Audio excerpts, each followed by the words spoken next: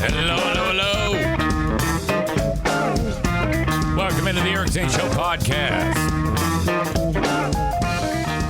Oh, I'm kind of beat up. I'm not going to lie. There's a lot of things that are messed up with your old pal EZ. From my brain to my pee-pee to my knee.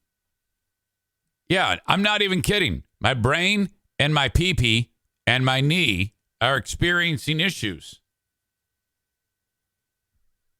I called the doc. I went on the thing and made an appointment, and it isn't until tomorrow at 12:30 for the old knee. But I'm like, oh, God. So last night, bedtime, that's when they hit. That's when the panic attacks hit. You know, it's all about, well, clearly, this whole household is going to implode like an Ocean Gate sub. Everything is going to, I'm walking on thin ice, and everything is going to collapse. Everything we've worked for, and what you're like, well, what do you mean? I go, well, you know, what this all boils down to with me is I'm always concerned that I'm going to run out of money. It's always about money. Always, always, always. And it's never come true. Never once have I lost sleep about this. And then it eventually, works out where I'm homeless. And I swear to God, it's so not realistic. But it's a regular thing. So I took the damn emergency pill. Now, if you take the emergency pill, there's a side effect. It's deep sleep, deep sleep. I think it's the type of pill that, like the effect you get on your body when you take Benadryl. That's kind of where my brain is when I take the emergency pill.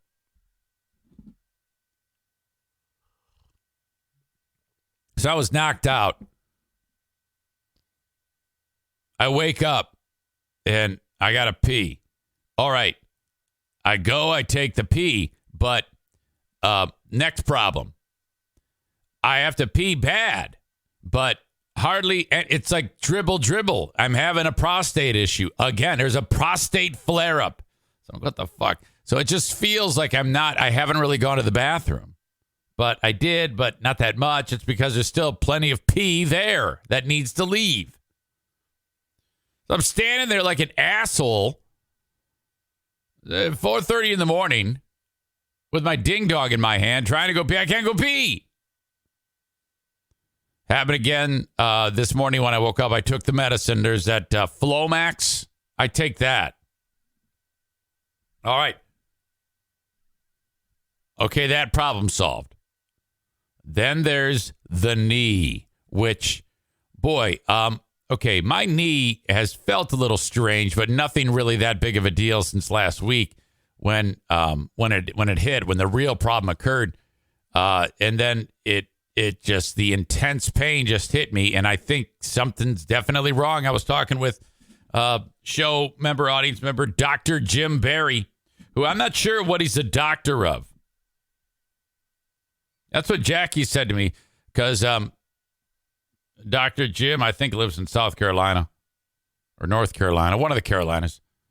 And based on me talking about it, he wrote, "Hey, Big Fraud, hate to tell you this, but it sounds like your old knee might be getting arthritic. Based upon your description on the podcast on Thursday, sounds like you may be having some cartilage issues. If it's still bothering you, I'd lay off the ice now and use moist heat for 20 minutes at a time. Might want to have an orthopedic check it out as well. They'll get an x-ray, then probably want to get an MRI because orthos love MRIs." I talked to Jackie about this. She goes, "What's the doctor?" I go, "Well, it says right here, Dr. Jim, ATC. He's also a member of SCAT, which sounds weird, NREMT, and ITAT." She goes, "What are those?" I go, "I have no idea."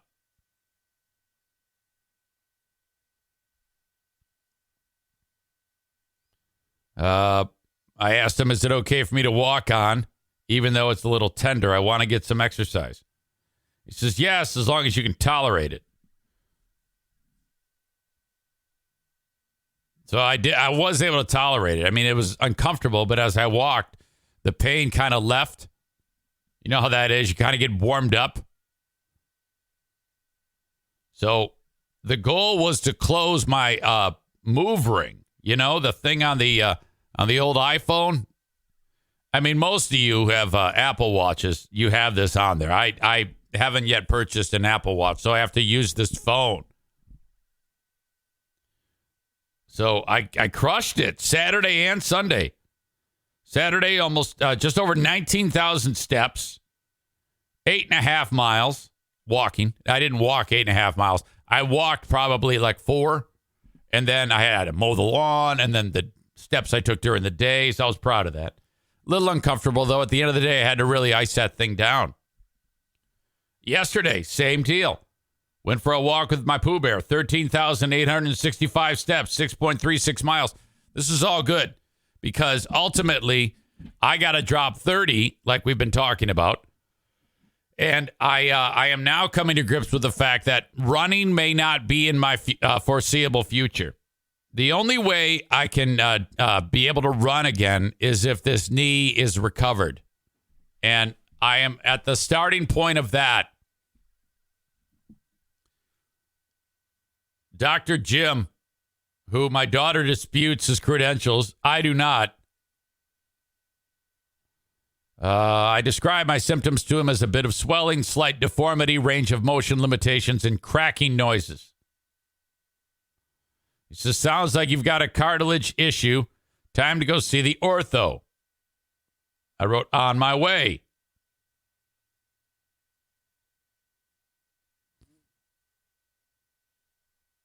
In fact, on Saturday, I got done with my walk. And then, believe it or not, with something I don't do, I got in the fucking pool and was using a kickboard to do a little hydrotherapy for like 10 minutes. That felt great.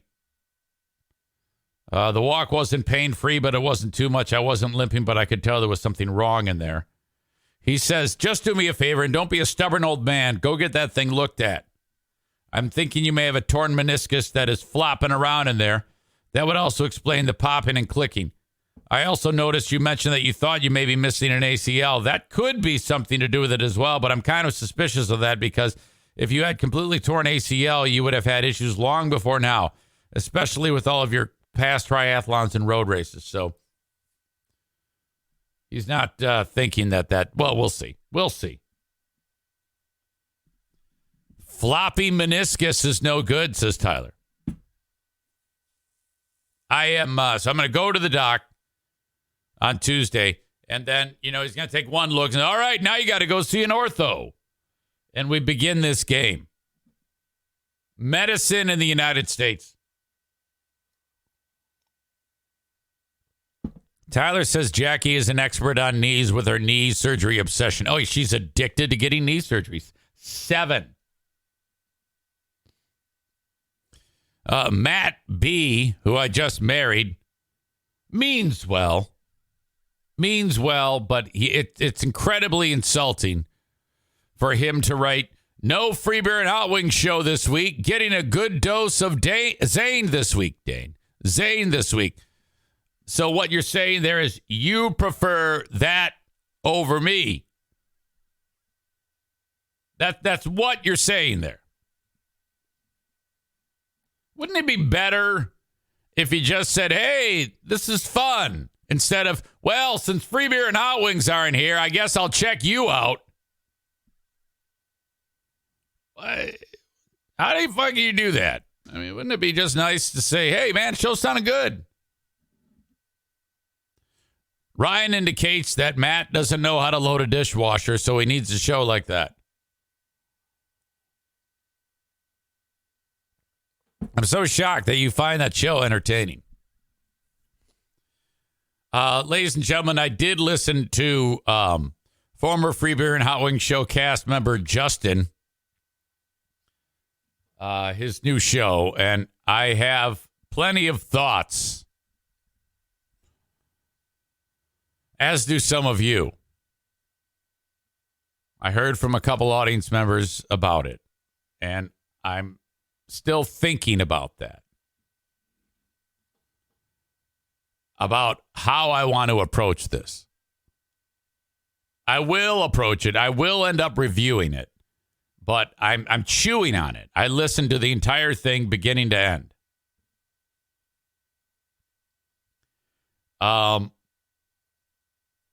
There's a lot there to process. One of the things that is interesting about him is he is saying, all right, I'm going to say some real juicy things about what happened at my old job, because he was let go from radio station in Chicago.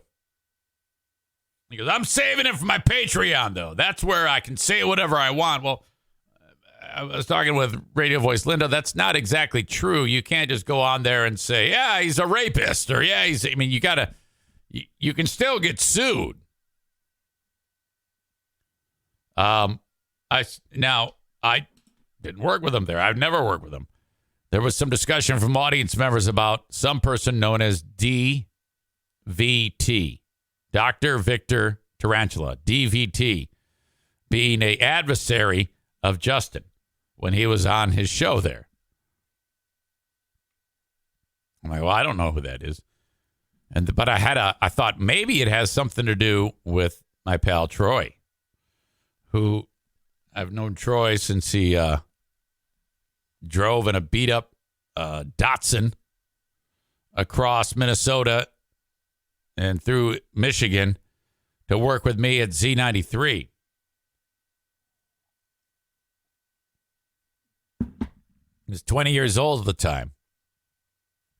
I was a couple years older.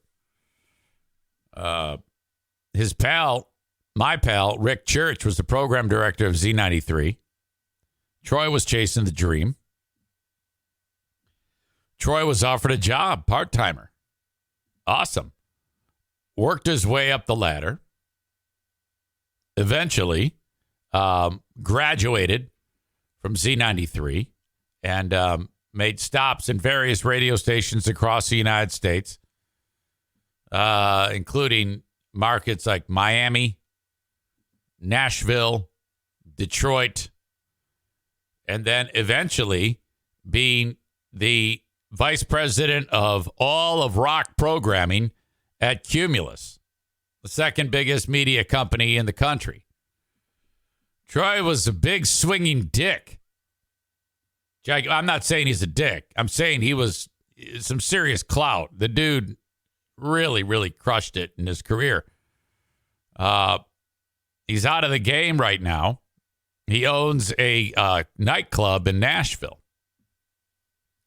I find out that DVT is the nickname for Troy. Deep Voice Troy is what they would call him. Well, I guess Justin hates that dude.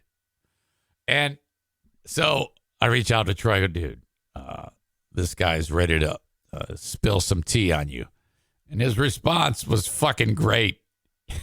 He goes, the lion doesn't care what the little sheep have to say. He goes, I'm not even concerned. Oh, God, that's great. So, yeah, I have, and look, I understand that there are people here who actually like him and may like what he's doing. But I'm telling you, and in fact, there was one review I saw that from Justin of his show that said, yeah, wasn't that bad? And you need to know, it is that bad. It absolutely is that bad. And you need to let go of the thought that it is anything but bad. It's terrible. Yeah, I just said, I'm not going to say anything about it. Look, here I am. It's terrible. I can't help myself. I mean, but it isn't fair for me to throw that out there one show in, but the mistakes that he's making are hard. It's hard to unring that bell. And I think the biggest problem that he's doing is he's trying to do radio on a podcast. He's over editing it.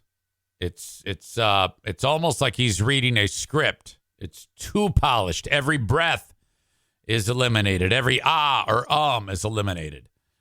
The things he says and how they say them ring hollow. It just sounds not very authentic. From his stories to how he feels about people, nobody's buying it. It didn't. And then he has this crazy laugh that he does, because what he's saying isn't really funny. But even if it was funny, don't laugh. You can't sit there and crack up at your own shit. That's a horrible thing to do. It's awkward as fuck. You can't just sit there and crack up at what the fuck you're saying. Jesus. All right.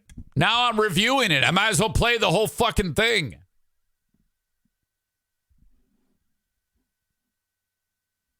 Ryan says, I mean, if you watch episode 1 of the Eric Zane Show podcast, what would happen? Oh, no, I would hate that. But all things considered, he may have to. I mean, I would be willing to hear it again and see if he's changed it up a little bit.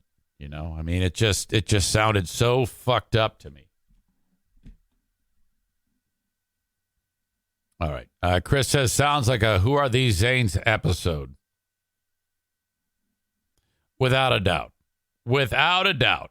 All right.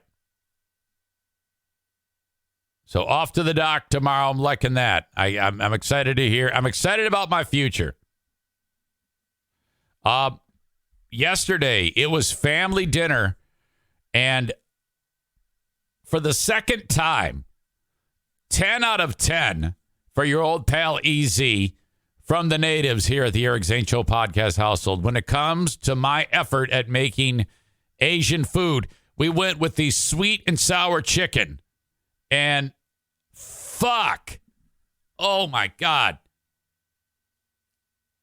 Oh, the fried rice. I just want to talk for a second about the fried rice. First of all, I learned some tricks just by reading. The way I do it is I never just go and get the recipe and just do it without studying it. I have to sit down for significant time, read it all, process it, and then figure out the right way that I can execute. And on the fried rice, it was talking about whether you're using regular rice or jasmine rice. Now, jasmine rice does not require as much water. I didn't know that. There's a big difference. Jasmine rice, if you use too much water, the rice gets soggy. You have to have it fluffy. And I've made this mistake before when making fried rice. You can't make the rice and then immediately fry it. You have to take the rice and, first of all, it has to fall to room temperature. And then you got to put it in the fridge. It has to be chilled. The rice has to be chilled. If your rice is not chilled when you do the fried rice, you run a terrible risk that the whole thing could be fucked up. If you're in a pinch, you can take the rice, make the rice, and then lay it like on a piece of parchment paper or even paper towel on a cookie sheet or more than one cookie sheet, and then chill it for 30 minutes if you're pressed for time. But I had plenty of time. So I made that rice and chilled that shit. Now, when it comes to the veggies, you can't just go fried rice and a little bit of egg, okay, and your sesame oil, which, by the way, I went with the black sesame oil because they didn't have toasted sesame oil, and I thought I was fucked. There is a difference. One tastes like toasted sesame. It's a better flavor, but I went with the black sesame oil, and it was fine. Isn't that the worst when you go to a store, you're fired up about a recipe, and the one thing that they don't have? Fuck. So I added the vegetables too. So what I have is I chopped up carrot, and then I've got this fucking really cool chopper. You put the thing in there, you push it down, and then they become cubes. Little teeny tiny, like the kind you buy in the frozen vegetable section. Perfect. Fresh carrots. I had frozen peas. I had onions, which I put in my chopper. And I had my green onions. Saute, push the vegetables off to the side. More butter. Drop in the rice. Add the soy. You're supposed to use oyster sauce. Of course, they didn't have oyster sauce. A decent substitute is fish sauce. Add the fish sauce. Stir, blendy. Fry. Mix in the veggies. Fry. Stirring every 20, 25 seconds. Remove from heat. Sesame oil. Egg. I'd already fried the egg. 2 eggs. What else did I put in there? The green onions. And then it's just fantastic. Bowl it. Bowl up the fried rice. Oven set at 170 to keep it hot. Put a tin foil over the bowl in the oven. Awesome. While I finish up the tempura chicken in my wok. I actually use a wok. Oh, my God. I made my own sweet and sour sauce. Pineapple juice. Water. Like you open up a can of pineapple. Juice goes in there. Water. White vinegar. That's the sour portion of the sweet and sour. Sugar. Cornstarch and water. Blend in there to thicken it up. Food coloring. I had to buy food coloring. A few pinches of that. Make it orange. Whip it up. Now, when you plate all this shit on a presentation plate, you go green pepper and the pineapple chunks that were in that can of pineapple. Lay it all out flat. Put your chicken on top. Take your sauce. Pour it on top of that. Serve next to the fried rice. Voila. Genius. Your old pal EZ does it again. I'm including these recipes to the Eric Zane Show podcast. Slaughter the Turks. Sweet and sour chicken, and the Eric Zane Show podcast, Slaughter the Turks, fried rice recipes. So fantastic. Take your time, read. When you go to the store and it ever says, hey, we're all out of this, immediately search substitute for. That's how I did it in the store. That's how I went with fish sauce instead of oyster sauce. I'd never heard of anything. Fish sauce, I don't know. I don't use this shit. I so rarely make Asian food. But, of course, it was amazing. Everybody loved it. I'm the best.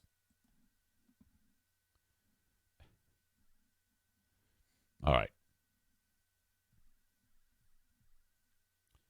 Big fat cooking, a big fraud production. Amanda says too much work. It was a lot of work, but it was fun. I love it. Big fraud cooking show in EZSP production. Who Cut the Cheese says, how's the dieting going? That's funny you asked that. Because you might think when I'm making sweet and sour chicken, oh, God, he pigged out. He ate like an asshole. No, I did not overeat this weekend. I did not do that once. And I actually enjoyed my eating. I didn't overindulge in any way. I avoided the sweets. Everybody pigged out on Klondike bars and ice cream, both Friday, Saturday, and Sunday. I guess all 3 days, Friday, Saturday, and Sunday. I didn't have anything. I actually felt good about how I ate. So I'm not depriving myself of what everybody else is eating. I'm just eating substantially less. Which, even if I do that, substantial less eating from where I was, which was just a fucking pig out fest. This is my way of kind of reeling in this, what I think is a food addiction, and getting it in check to some degree. I'm sure you're wondering where the hell Darla is. With Mom, because she got into a fight with Bruce, who weird things are happening in that relationship because over the weekend, he got so sexually aroused, and this happens from time to time, despite the fact that he is neutered. So there's a whole series of hormones that he does not get flooded with. Despite that, the dog's ding-dong is supposed to be in, his ding-dong skin. And it was no longer in. It was so bad. I mean, he has a substantial little French bulldog pecker. And I was like, holy shit, that thing was ready to go. Very strange looking penis on a dog, too. I was like, what the fuck? God, put that away. That is so weird looking. And so he was completely riled up and ready to play the feud with Darla. And I was like, oh, boy. So I had to separate them to get it. And the thing is, it's so intense. It hurts him. It's like very uncomfortable for him. He can barely walk because of his boner.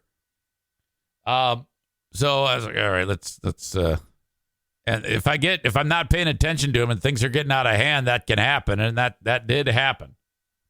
He used to do that with Daisy all the time.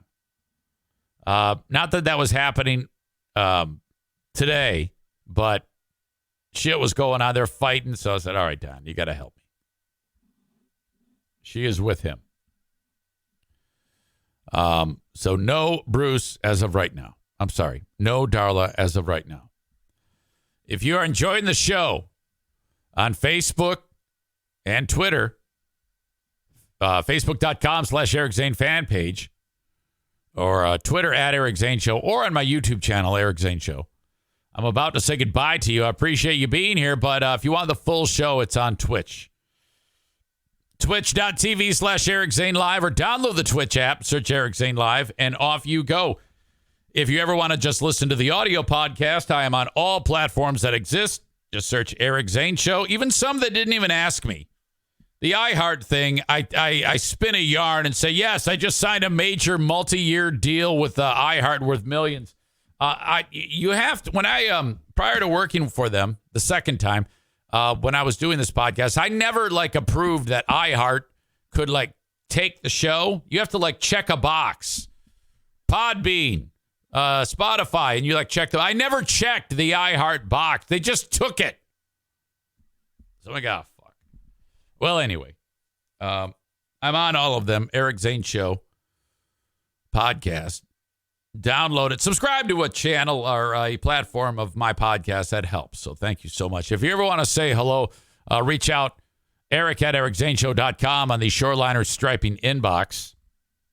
I can never get enough collaboration and hearing from people on email. So please reach out. I get lonely is what I'm saying. And of course, the Patreon, patreon.com/Eric Zane. That's a whole new world of programming.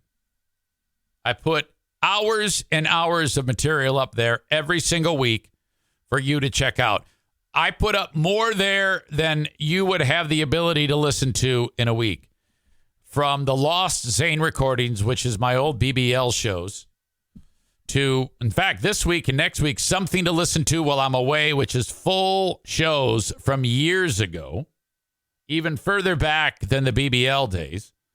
The Ben and Eric Patreon podcast. Who are these Zanes? Who are these freebeers? Smarter Than a Former Drug Dealer Trivia. The Insane Asylum, my 2-hour music-driven radio show on Northern Michigan's Q100 is there. I make that available with no commercials. It's me playing rock radio DJ. All there for you on Patreon, and you can get it for free. This is the best part. Free. Patreon.com/Eric Zane. P as in Paul, A-T as in Tom, R-E-O-N. Patreon.com/Eric Zane. Try it for 7 days free. And if you like it, it'll just charge you at the end of the 7 days. If you don't like it, it is an easy process to cancel. No problem. Okay, so I brought up one of my HelloFresh meal kits. Up north, everybody's roughing it, hot dogs, hamburgers. And I busted out the HelloFresh pork tenderloin meal kit, and I served it up. I prepared it perfectly because I read the instructions, which are so amazingly simple to follow. And I plated and served an amazing pork tenderloin dish to my father and my stepmother and my wife and myself. And everybody's looking at us like we're glamping. Holy cow, it was awesome. And I want you to try HelloFresh. The audience members that have reached out to me and said, you were right. This thing is amazing. HelloFresh, the absolute best. The meal kit shows up at your door, and everything you need is inside of it. You don't have to buy even one ingredient. It's all there. All the instructions are simple. This is fun. If you have someone in your house who likes to prepare meals with you, or even if they don't, they're going to love this because it's so fun to combine forces, husband, wife, kids. Bring them all into the mix and have a great time preparing amazing meals with HelloFresh. Now, you can get 16 meals free just by doing this exact thing. Go to HelloFresh.com/Zane16. That's HelloFresh.com/Zane16 and use code Zane16 for 16 free meals and free shipping. Oh my gosh. HelloFresh.com/Zane16 and then use code Zane16 and you can get just that. 16 free meals plus free shipping. Try it out. I swear this will not let you down. You will love it so much that you will sign up again and again and again. And let me know how it goes. Send me an email, Eric@EricZaneShow.com. Tell me about your amazing experience with HelloFresh. All right, listen up, guys or ladies who have guys who are struggling with ED. You are not alone, but there is help. Hims has you covered. Lots of personalized options to treat ED. Viagra, Cialis, and Hard Mints wintergreen chewable tablets compounded with doctor-trusted ingredients. New, discreet, and only available through Hims. Hims has you covered for all of these amazing medicines that can help you. You go to 4hims.com/care. There, you can access licensed medical providers and trusted treatments for ED 100% online. Once you get the prescription, Hims will ship to you for free in discreet packaging, and then you're done. That is awesome. No copay, no awkward in-person appointments, no video visits, no insurance required. ED is personal, and now so is treating it. Go to 4hims.com/care to get started today. That's 4hims.com/CARE. Only available if prescribed. Subscription required. See website for full details and important safety information. Restrictions apply. Hard Mints is a chewable, compounded drug. The FDA does not approve compounded drugs, nor does it verify their safety or effectiveness. According to the chat, Chris says portion control is huge. You are not kidding, Chris. Ryan says, thanks to you, EZ. I walked past Meyer Cold Chicken this weekend, BFZ. Struggled to not buy it. Hashtag Big Fat Show. Big Fat Zane. I like that. Big Fat Zane. That is a derivative, from Big Fraud Zane. Turn to an Audi from an innie. Talking about Chris losing weight, I guess. Maureen, same thing. Meyer Cold Chicken. Thought of EZ. And the thing is, despite the inflation changes, I think it's going down now, but I mean, even when it was super high, the chicken was not. It's like they forgot to raise the price on the chicken. It's incredibly underrated, the Meyer chicken. And the ease of which you can get it. They've just got the grab and go area.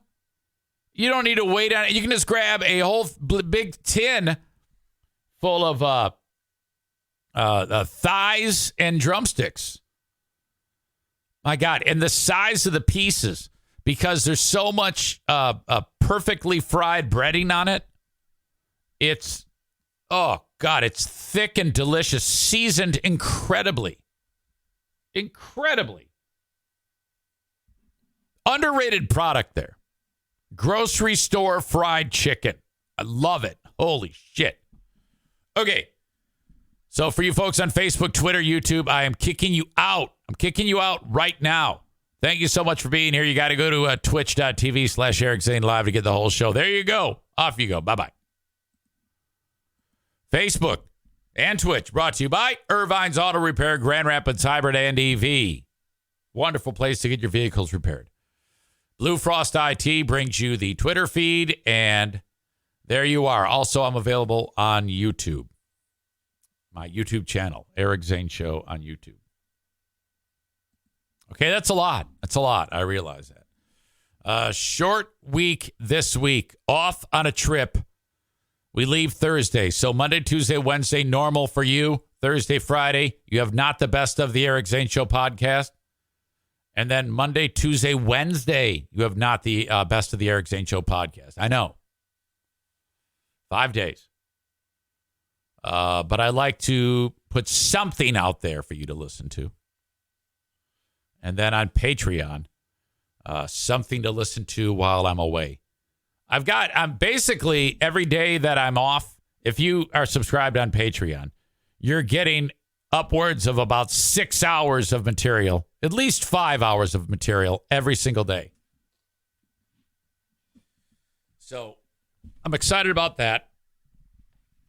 I like to have material. I talk to people who do this for a living. Carly goes, why do you do that? Why do you put out material while you're not here? Why can't they just go back and listen to old shows?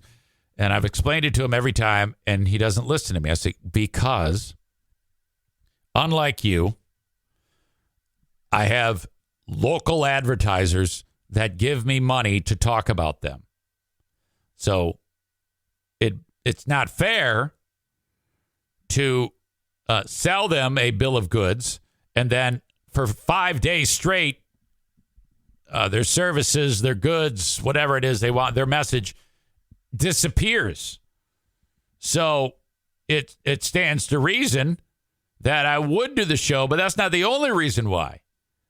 I don't want you. I don't want your attention divided. The second I don't post something, that increases the chance that you will find the next great show, like Justin's podcast, okay? So that's the other reason. I am deathly afraid of even one of you discovering something that's better than me. And there is plenty that is better than me. I take that back. There isn't anyone better than me. If you did that, that would be a huge mistake. You'd be bored before you knew it. So plenty of shows for you to listen to while I'm away. I saw a video over the weekend. There's still some talk going around about the Ocean Gate submarine implosion. And I saw more than one person online who apparently knows about these things, who was able to put into perspective as to what happens to a human body when you are 2.5 miles below the ocean. We showed the simulation of how the craft in a millisecond disappears. And so a lot of people have been wondering what happens to a human body. Now, this is horrible. I'm not going to lie to you. This is extremely gruesome. But it's interesting. Hang on. I'm already fucking this up. Back up. Happens to human bodies when a sub implodes. Your body is essentially meat with several sacs and hollows of air inside of it.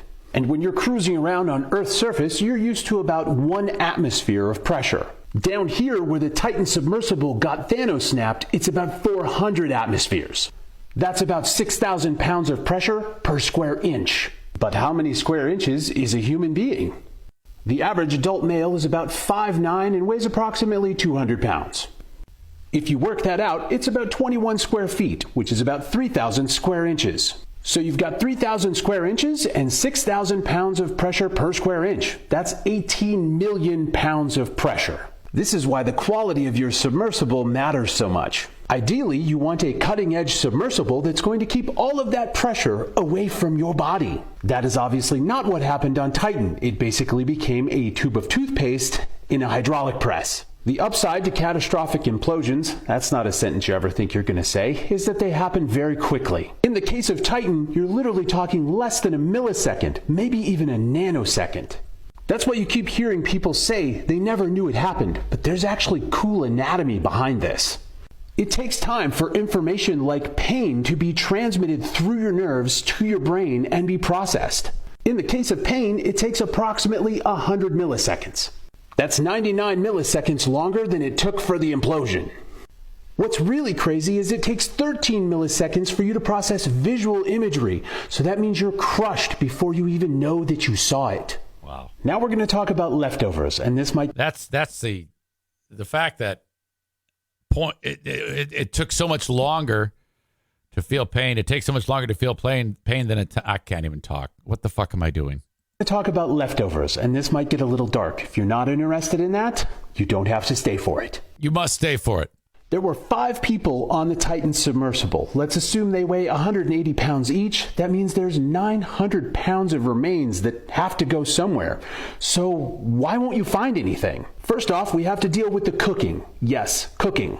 That submersible has a giant air bubble inside of it, and when it fails, the pressure is going to compress that air, and when that happens, it heats up to about the temperature of the sun, which is 10,000 degrees Fahrenheit. If there was anything left after the Ocean Instapot event, it would be immediately... Thanos Snap and Ocean Instapot are hilarious. ...reduced to a gel, and that gel-like substance... If there was anything left after the Ocean Instapot event, it would be immediately reduced to a gel. And that gel-like substance would be ejected out of all of the seams of that now crushed submersible at extremely high velocity. That press-formed and cooked meat product will now enter into the great circle of life where it will go on to become part of something else. Which I admit sounds dark, but that's where we all end up. Okay. That was a fantastic description. There was the idea, though, that it could have cracked and they could have known that they were in peril. So then there's the torture of, and from what I'm understanding is they dropped their weights. The way this thing would go up and down was... weights would pull it down, and then when it's time to go up, you just press the Sega Dreamcast controller, and then the weights are released, and then it starts to go up. They had released the weights. So they were like realizing, abort, let's go up. Wow. That is quite a description.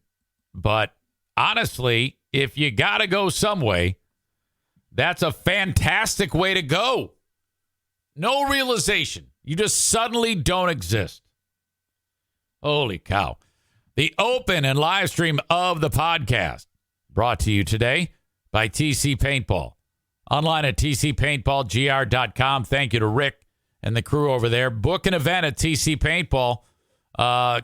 Call them. I should say, go to their website, tcpaintballgr.com. All the information you need. Now, if you gather up all the kids and you go to TC Paintball, there's going to be some of them, they're going to be like, oh, God, I got to do this again.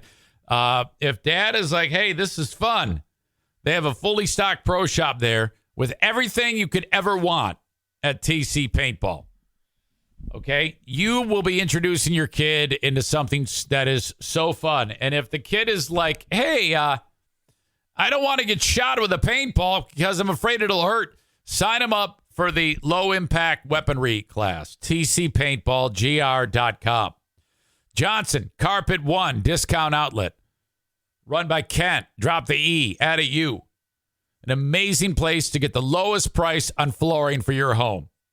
All types of flooring available And you can take advantage of deep, deep discounts cheaper than anybody else in the state of Michigan. This is true.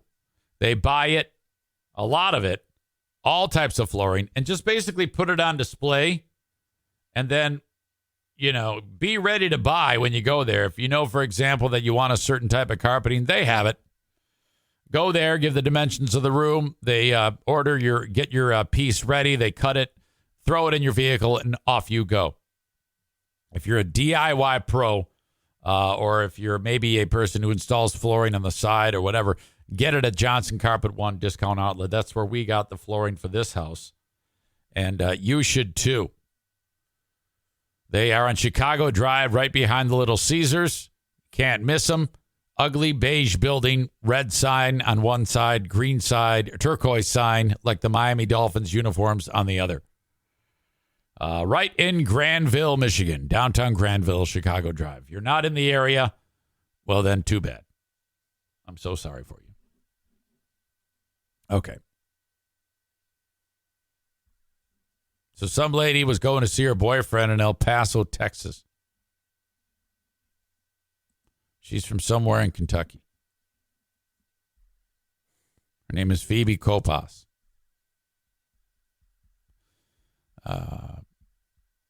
When she gets there, she wants to go see her boyfriend. She calls an Uber. I guess she took a plane.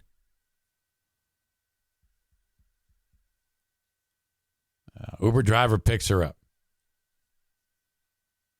Okay, this is where obviously the guy knows where she's going. Starts driving.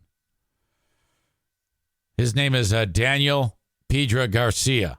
52-year-old guy, just making a living, earning a few extra bucks, driving around people in his Uber.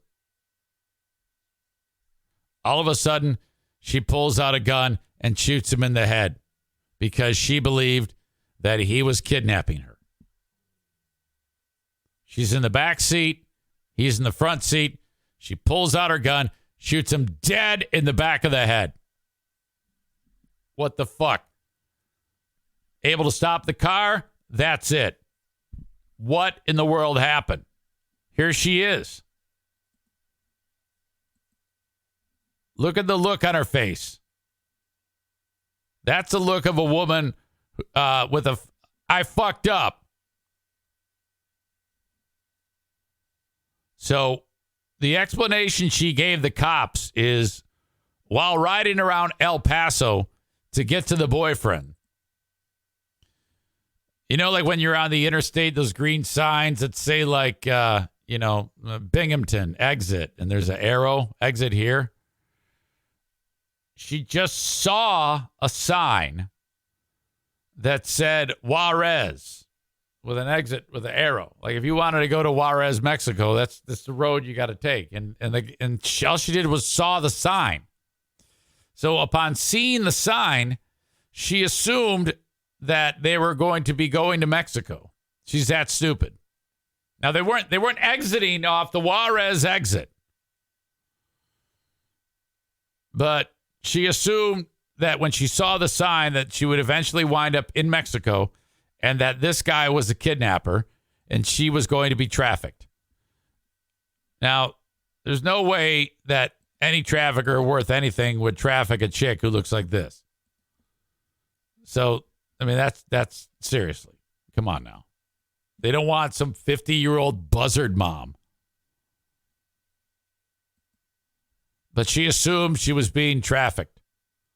So she pulled out her piece and shot the fucker in the head, and he's dead. Oh, my God. According to the complaint, that's exactly what happened. Copas saw traffic signs that said Juarez, believed she was being kidnapped, taken to Mexico. And as you know, El Paso is located on the border across from Juarez. El Paso cops initially arrested and charged Copas on suspicion of aggravated assault causing serious bodily injury. And then eventually that charge was upgraded to murder. Her bond is now set at $1.5 million bond. Piedra, the driver, the now dead driver, Picked her up at 2 p.m. in a gray Nissan, was driving her to another location to meet her boyfriend. As they drove, I can't read or talk today. What the fuck is wrong with me? See, now if I were Justin, I would edit all that shit out. Fuck that. That's too much work. I cannot imagine if I had to do a podcast. And I mean, if I took what I did today, however long I do this show, and I honestly don't think I'm going to make 2 hours today. I'm a little lean on show content for whatever reason. If I had to even sit through 1 hour of show and take out breaths and me stuttering or oh God, what a fucking nightmare. This is what I do. I get the audio, and then I take out the space at the beginning where I'm not talking, where it's just silence, and then the end where I'm not talking. And then if there's somewhere in the middle, if I happen to yell the N-word or something like that, I'll take that out. That's about it. I don't think I've ever yelled out the N-word. I've never said the N-word on the podcast. I haven't.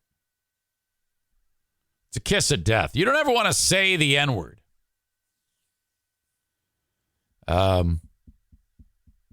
Copas is accused of grabbing a silver and brown handgun from her purse and shooting Piedra in the back right side of his head. This caused the vehicle to crash into roadway barriers before coming to a stop on the freeway. The area where the car crashed was not close proximity of a bridge, port of entry, or other area with immediate access to travel into Mexico. She's just stupid. This is just a stupid asshole. That's what this is. The roadway that the woman was traveling on is a normal route to drive to the destination requested by the woman who shot the guy. Prior to calling 911, police allege that Copas took a photo of Piedra after he was shot and sent it to her boyfriend via text message. Officers arrived at the scene 2:30 p.m. and saw Copas being helped out of the car by her boyfriend. He got there before the cops did. Copas then dropped everything she was holding in her hands on the ground, including a brown and silver handgun. Officers found Piedra slumped over in the driver's seat of the car, shot in the head. Copas was detained by the cops as they investigated the shooting. Piedra was taken to the hospital for treatment where he was pronounced dead. He was actually hospitalized for several days before his family took him off life support. After docs told them he would not recover, the decision to remove him from life support devastated the family. My God. Piedra is listed as was referred to as a hardworking man. All he wanted to do was provide for his family and be there when they needed him the most. GoFundMe page. Here's the guy. Look at this. Look at this. This is incredibly sad. This poor dude. All he's doing is driving, trying to earn a few bucks. And this dumb fuck bitch shoots him in the head. Since the shooting, the El Paso community has come together to help Piedra's family and honor his life, which was cut way too short. What we need here is we need to have like Ben Crump, civil rights attorney, who normally represents the blacks, show up for the Piedra family to represent them for this dumb black bitch who shot this guy in the fucking head. You idiot. Fundraiser. Here is the GoFundMe. $70,050 of the $30,000 wanted. Yeah, they need to up everything. Up the goal to like $3 million. The whole family needs to be kept safe. You know, he's probably got like 15 kids, for God's sake. His wife's probably pregnant right now. Get this psychopath off the street. Holy shit, that is terrible.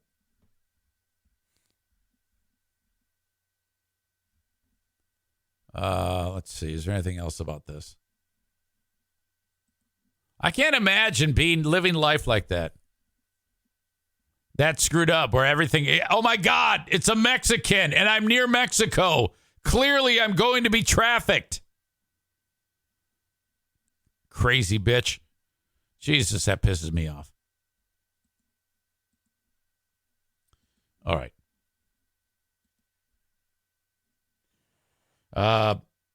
LLA Mateo. That is the guy I played in trivia the other day. Mateo. My stepson is in El Paso. Get her off the street.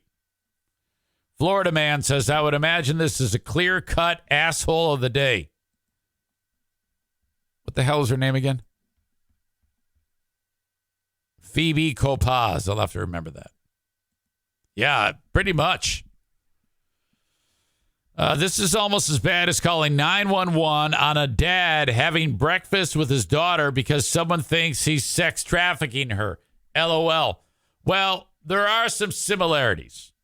I'll admit that. But I would say that when I called 911 on the dude who looked like a nerd John and his daughter looked like a young whore, that was, I mean, I had a lot of people say that I should absolutely have done what I did.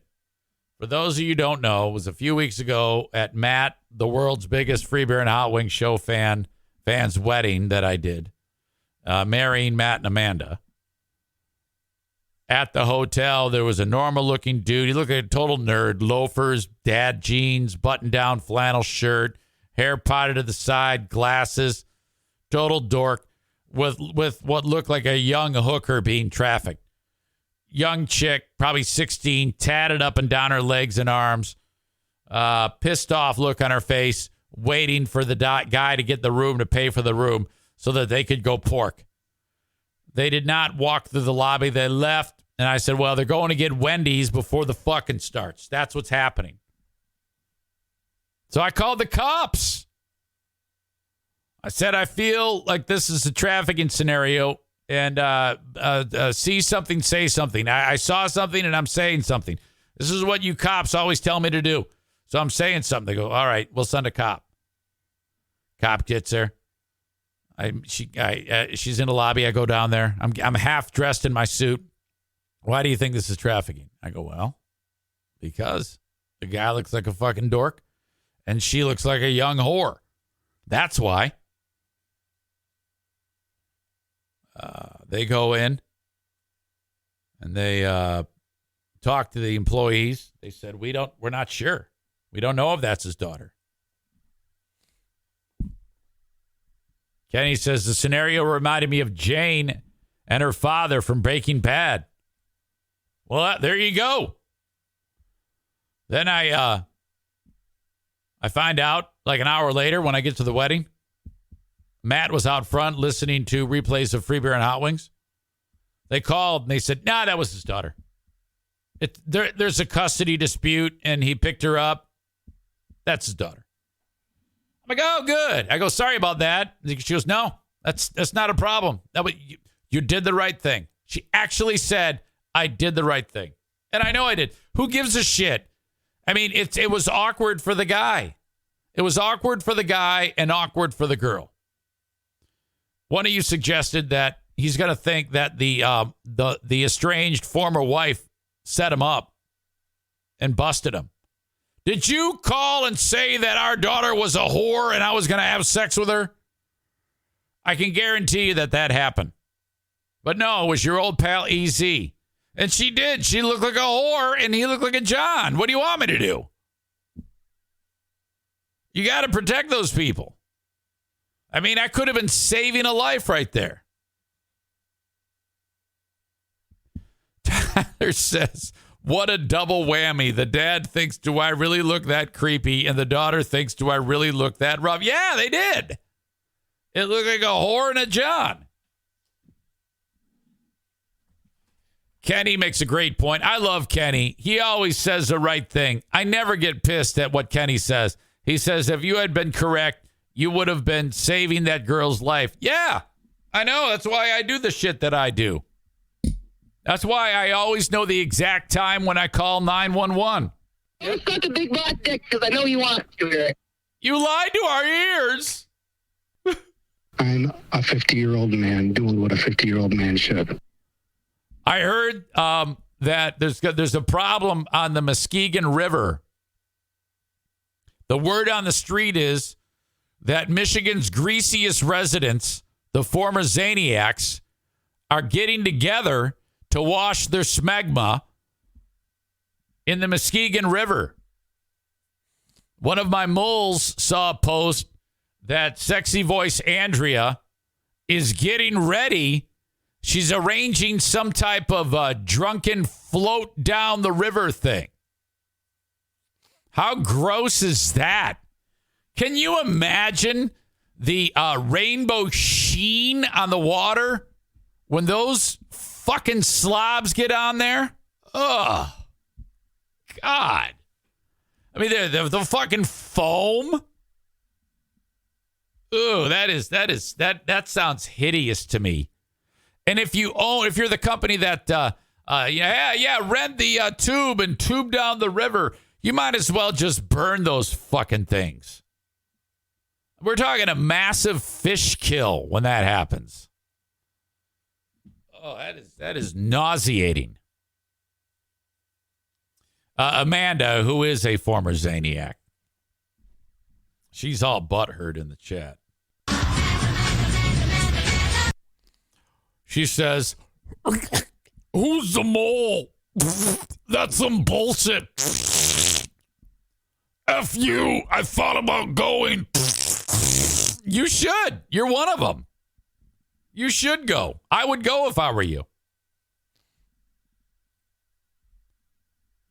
Tyler says, "Is that PFAS in the river?" No, it's far worse. It's former Zaniac smeg. Florida man says the local communities will need to issue a boil water advisory in the days following. The DNR are going to allow that kind of waste disposal in the river, says Sir Bob of Oliver. No, the DNR is just going to be waiting for him at a bridge and an AK to just light him up. Amanda says, "You think I have smeg?" I don't know. I know you're a former Zaniac, so I get in the water and find out. Chris in Maine says, "Good morning, all. I love the footage of Darla swimming this weekend and Bruce following her around the edge." Oh, he was so worried. He was so worried about that. All right. Yeah. I would like, what I'd like to do is I was talking with one of the audience members about getting some people with cameras there just to get some video of these slobs when they get together and the group sex that they're going to have on some of the various pit stops of the Muskegon River. What a bunch. What a bunch of gross individuals that is. Ugh.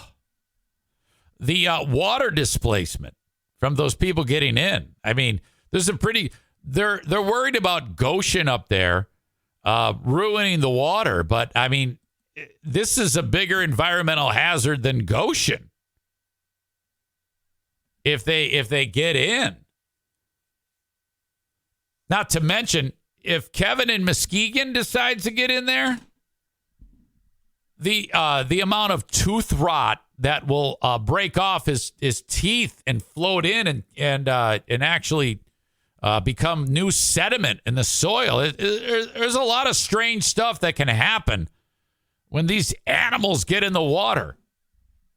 Very gross to me. Look at Amanda. She's so cute. She says, "How about we change the subject?" No, look, this is not the Amanda show. You have no clout here. You're an audience member. You enjoy the things that fly out of my mouth, and then when for some reason you get offended, then yeah, let's move on. I don't like this. No.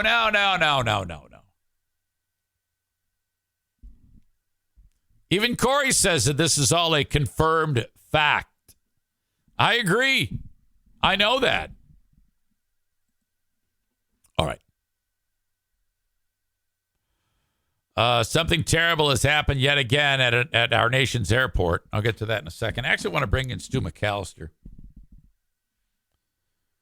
I kind of love the fact that he's back doing Dippin' Dots. I don't ever want him to not be doing Dippin' Dots. I think it's a great job to deliver that confectionery product. I really do. Especially for him, because he likes to be alone. He does a good job at maintaining the freezers. He gets the product there on time. He's diligent, pays attention to details. He doesn't like when the other workers fuck shit up. He wants to be like a, hey, yo, hey man, I was just talking you up. Oh, that's good. Finally, someone does. I assume you're on the road. Yeah, I'm in the metropolis of, what is it, Mayo? Mayo. Good old Mayo. God, that's early to be already up at Mayo. Oh, yeah, I was up at 4 out the door. My God, just to deliver the Dippin' Dots. Yeah, because we're just driving all over the place. So you got to go in early because, I don't want to be out till like 9, 10 o'clock. So it's... Yeah, okay. You do it either way. I'd rather get up early. So now, as I'm talking to you, I am showing for the audience, and I'll describe it for people who are listening. Okay. You holding up a sandwich that you had purchased at McDonald's. Yes. And on it is the order. It says bacon, egg, cheese, bagel. No bagel. Yes. Now, is that what you ordered? No, I ordered a bacon, egg, cheese bagel minus the bacon. I'm on that no mammal diet, so I said no bacon. So originally they gave me the biscuit. They're like, the biscuit sandwich. I'm like, nope, the bagel sandwich. And then they proceeded to not give me the bagel. Okay. So you wanted bacon, egg, and cheese, no bacon. They gave you bacon, egg, and cheese, no bacon on a biscuit? Well, nope. They gave me the order right. Okay. Where I said I wanted bagel. I wanted the bacon, egg, cheese bagel, no bacon. But they gave me the bacon, egg, cheese biscuit, no bacon. Okay. And then I was like, no, man, I want the bagel, not the biscuit. Okay. And then what you actually got, though, is 2 pieces of bacon with a piece of cheese on top. Yes. With that artificial egg patty thing. Oh, my God. By the way, that's a real egg. I hate to tell you that. Is it really? It is a real egg. That I know. I know. They use real eggs there. I do know that. All right. Okay. So you get the fucked up food. You're already on the road? Yeah, I'm already on one. I'm already on 31. And it was in a box. And I'm like, why are they giving me the sandwich in a box? I've never gotten this in a box before. And then I was with my boss at the time, and he's like, well, because I didn't give you the bagel. And I'm like, what? What? And so I just ranted for about 5 minutes like a lunatic that I am. And then it was fine. So the boss is in the car with you to witness this. Oh, yeah. He bought the same sandwich, and he's like, do you want my bagel? I was like, no, I want to rant and rave, and I want to threaten to commit arson, and then I'll be fine. Why does the universe always take a shit on Stu McAllister? I don't know. It's fun. Something to talk about on the podcast or whatever. I don't know.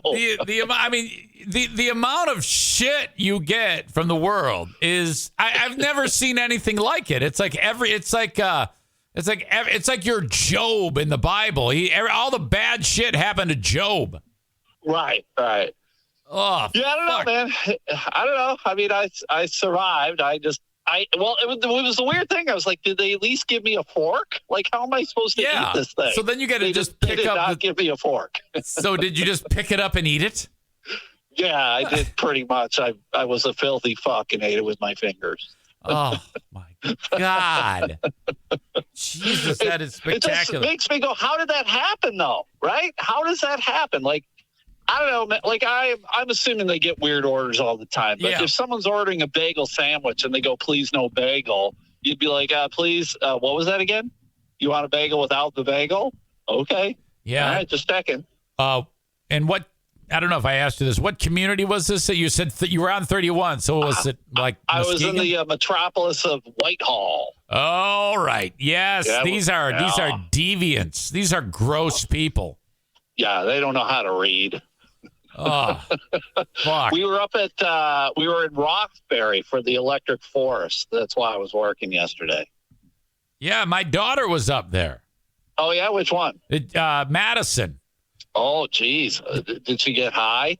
That's the first thing I said to her. I go, should I give you like a couple doses of Narcan? Yeah, I'm pretty sure I was high, even though I was just there delivering product. So, well, I said to her, I go, hey, what, I go, so what's on tap? Is it Molly, shrooms, heroin, pot? What's up? Break it down. And she's like, oh, Dad, come on. I don't do that. I go, oh, get the fuck out of here. Come on. Right. Don't kid a kidder. Are you kidding me? I wrote the book on this shit. What the fuck is wrong with you? Yeah. Everybody was filthy. They were all filthy, rolling around in mud. Oh, yeah. That's prime recipients for what I learned is now known as the Wook flu. Oh, yeah, gross. You have to look that one up. The Wook flu. Shaq was there. Shaquille O'Neal was there. Did you know that? What? He was there at the show? Yeah, Wow. Shaq is a DJ. And he goes by DJ Diesel, and he was, and then he's fucking cutting it up in front of all these white kids, you know? How incredible is that? Know that? Yeah. Filthy people and Shaq. The 8-foot-tall DJ. Right. You know what's crazy about it is it's all electronic music. You know, there's very little actually playing of music. Right. Basically, to be a DJ, you just play a fucking thing and just stand there and act like you're doing something. It's like I think you just hit play and you walk away. Yeah, just hit play and then wave your hand, grab your dick. People, oh my God, he's so good. And then the beat drops and everybody jizzes. That's it. Did you have a breakdown of like who was actually performing? Because I'm like going, I would probably know nobody. No, because that's exactly what it would be. I'd be saying words that it doesn't. I don't even have any reference point to make fun of them. You know? Yeah. So it'd be so difficult. You've gotten old. That's how you know you've gotten old, Eric. You don't know shit about shit anymore. Right. You know, it would be like that, which is just no fun. But all I was concerned about was her survival. I had my bar set. Anything above death would be a victory. So if she was paralyzed, I'd be like, cool. She made it. Yeah, she survived and it all stems from that dude like 5 years ago. That fucker went there and then he got in a fight with his girlfriend and he wandered off and he's never been seen again. Are you kidding me? Yeah. Every year it's just like murder, death, thousands wandering away, missing person forever. I think every year about 90% of the people that go die. 90%? That's pretty low. It might be a little bit high. I think it was 80, maybe 88, but I just said 90 to round it up. Yeah, making a nice even number. Was she there for the whole 3 days? Oh, yes. She even got there early. She got there early, set up the tent, and then it's really unbelievable. Did she get like a hepatitis shot beforehand or tetanus or anything like that? Yeah, I didn't ask. I prayed. That's all you can do. That's all I can do. Seriously. I was talking with you. Now, were you walking around with like a thing around your neck selling dots? No. There was a stand and those filthy concert goers love Dippin' Dots. So they ran out. So I had to go Saturday morning to deliver dots, and I had to go back Sunday to deliver dots. So I just get in and get out. Did the concert promoter have the freezer? No, we have our own trailer. The Whitecaps own a trailer that we take to like carnivals and festivals. Can you imagine how much money they made? Well, they were charging a ton of money per cup, so I know they were making money. Well, man. How much do you think a cup of Dippin' Dots? Because it's not a prepackaged thing. Prepackaged things of what? About $1.50? That we get it for? Yeah. Or we sell it to store? No. Yeah, probably, yeah. So like that, I imagine it's even less to grab them and put them in a cup. Yeah, it's probably like a nickel. So you can sell that for $5 a pop at least. Oh, they were selling it for way more than that. Come on. $9. Oh, yes.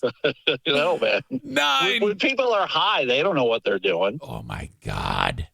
$9. I can just, I would love if you could some way get me what they spent on the food, the manpower, and the cups and the electricity, all that, what the overhead was and what the return. I need to see that number. Oh my God. That would make Warren Buffett jizz his pants.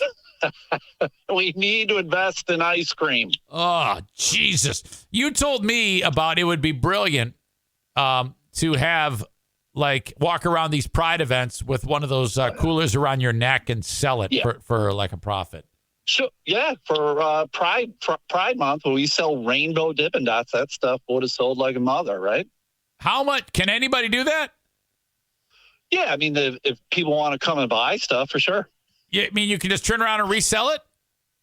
Yeah, once you buy it from us, we don't care what you do with it. Oh, fuck, man. That's sweet. I know, man. I know. It's crazy. And all you need is a cooler with a piece of dry ice in it. Yeah. Yep. Pretty much. You're good to go. I mean, the dry ice won't last forever, but yeah. Well, it lasts for half a day, right? Yeah, at least. So, yep. Oh, fuck, I love that. Oh, my God, I got to do that. Capitalism. The gays love rainbow shit, the rainbow ice cream. You can even say to some guys that it's like made with jizz, and they'll really eat it up. It's jizz flavored Dippin' Dots. Ah, my favorite. Next time we go to the Derby, dude, that's what we're doing. Hey, by the way, July 15, we're going back to the races. Berlin races? Yeah. All right. Sounds good to me. All right. I love that place. I know it. I have so much fun there. Do they sell dots there? No, we're trying to get in, man. If you got a connection, let me know. I got to talk to guys at Berlin. Are they not returning calls? Yeah, apparently. Oh my God. I know how it works, man. I know the game, so. Well, just the money making opportunity there. I mean, what is it coming? So if you bring in a freezer, what is it? Like if I owned a Baldwin Ace Hardware, I have to pay for the freezer or no? No, the freezer's for free. The only thing you got to pay for is the ice cream. Yes, sir.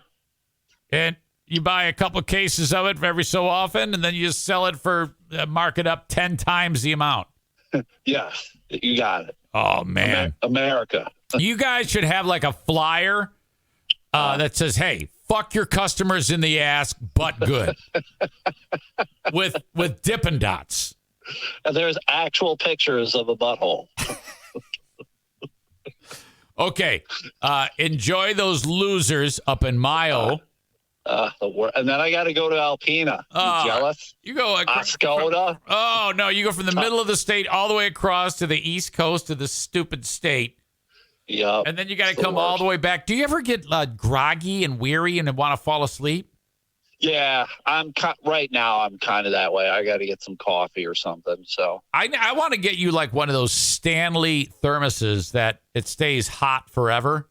Oh yeah, and that way you don't have to pull. You can just because you can fucking fall asleep and then crash and then fuck you. But the Dippin' Dots are ruined. I had to do I pulled the third shifter because I had to go up to Mackinac. I had to be there at 4 a.m. For the ferry loading dock. I had to be there at 4 a.m. Jesus, gross. Oh my God. I know, man, it's dumb. Real quick, how about that sub that imploded? That was crazy, right? I was just playing a little piece of the amount of time that it took for the people to become fish food was like 0.1 millisecond. Yeah. And it takes like 100 milliseconds for pain to be felt. Yeah. And it takes like 0.25 milliseconds to realize what is happening visually. Right. So it didn't happen. Yeah, they didn't know what was going on. It literally, they at least, and the guy who was describing it referred to it as a Thanos snap.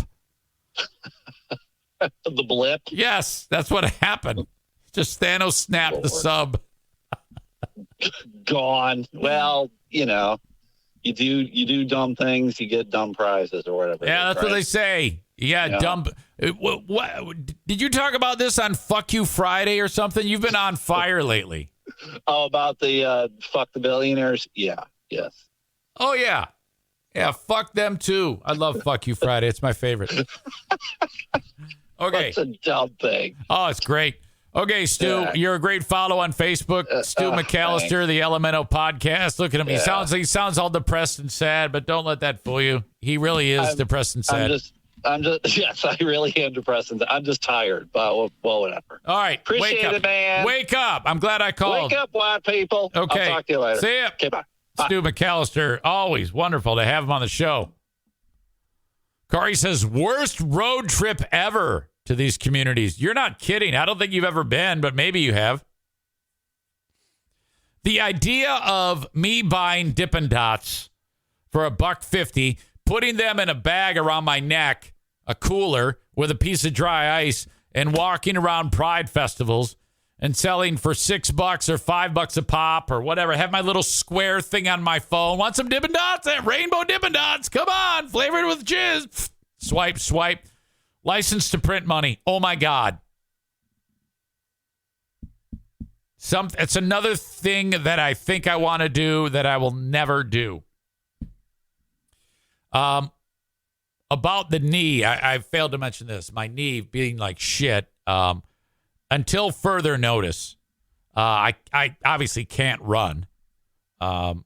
So anything that I was planning with Mike Ball is out the window until further notice after I get to a doctor and find out what the prognosis is. But there's a fairly decent chance that running might not be in the foreseeable future. So if that is the case, I'm going to bail on the Mike thing in October for Grand Rapids Half Marathon, and also bailing on Disney in January. I haven't told them that yet, but yeah, this is. Tell you what, when something health-wise happens to you, it has a way of fucking things up very, very quickly. And here I am bitching about a hurt knee, my ding-dong, I can't pee right, and what's the other thing I've been complaining about? What the fuck was it? There's one more thing I was bitching about. Oh, my panic attacks. That's probably the most serious of all of them. My brain, I'm a disaster. It may come as a shock to you, but when I get done doing this show, where here I'm boisterous, loud, energetic, seemingly happy. I'm still happy when the show ends, but I'm pretty quiet, actually. I'm not like I am now. When you do this for as long as you do every day, yelling at clouds, talking to a camera, speaking into a microphone with no one in front of you. The last thing you want to do when the podcast is over is talk. I have to go tinkle. I will be back. Stand by. I was shocked when I saw over the weekend that Russia was ready to go to like a civil war, kind of. This is my understanding of what happened in Russia. There's a military organization that's like mercenaries, It would be like here in the United States if we invaded Canada and we had a bunch, like a mercenary team that could do our bidding, but they basically govern themselves. So if we attacked Canada and we gathered up all of the MAGA scum, and they were their own paramilitary organization. That's what this is, except in Russia, they've got tanks. They're armed to the teeth, unbelievably skilled fighters. And there was a time when this group, I don't know if it's Wagner or Wagner, they were like on the front line of the going after and invading Ukraine. Logistically, things weren't going well for Wagner. And the guy who runs the organization, some general, was pissed off at the support he was getting. And he turned on Putin in Russia and took his columns and his thousands of troops and started moving towards Moscow. He was like overtaking cities along the way and shooting Russians dead. This hired military group. And as the day wore on Saturday, it was looking like there's going to be like a bloodbath between the rest of the Russian military and this paramilitary group. And then all of a sudden, the guy said, I changed my mind. Fuck this. I'm not doing it now. This general, whatever the fuck. I don't know what the end game there was. Maybe that's why he gave up. He realized, this just isn't going to work out. I don't know.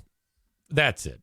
I had hopes that it would be like, if Russia's in a civil war, then Ukraine can use that as a way to somehow get more of a foothold against the Russians.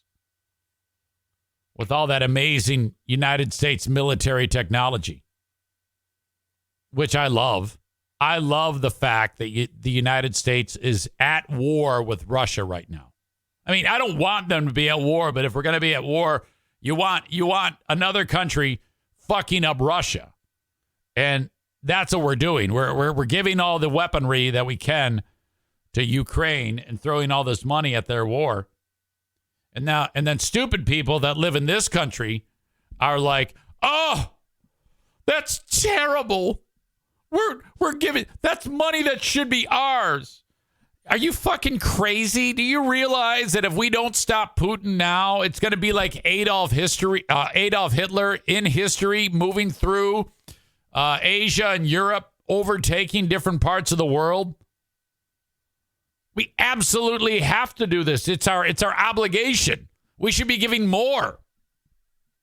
If I were president, first thing I'd do, go to war with Russia. Ground war. Send all our troops, fucking pack them into Ukraine and just start killing them. Eating them like fucking Pac-Man.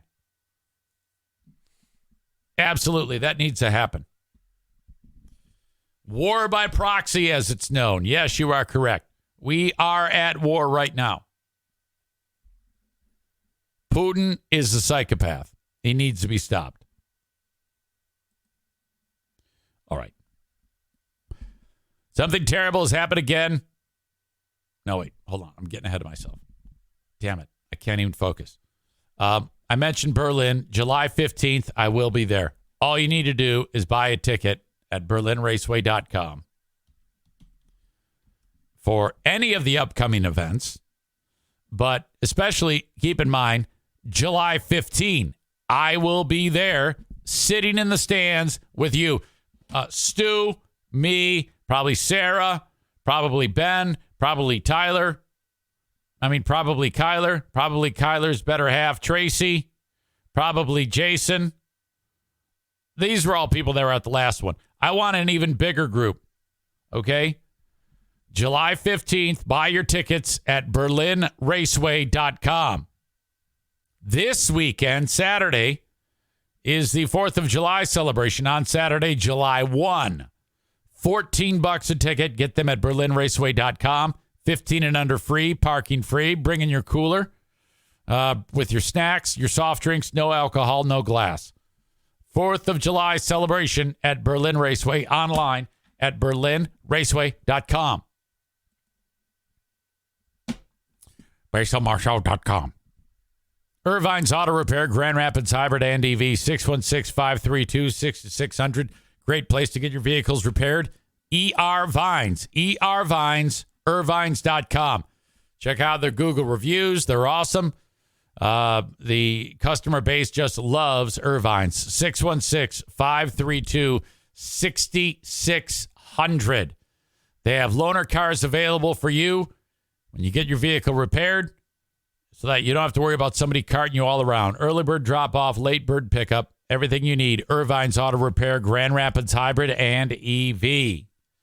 Also, another great business, Joe Martinez at A&E Heating and Cooling, 616-516-8579. That's 616-516-8579.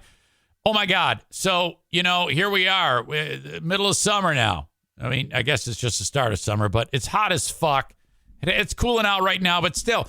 But that thing is running and you haven't gotten it serviced. It's outside, spinning around. All the shit and dust in the air gets pulled into it.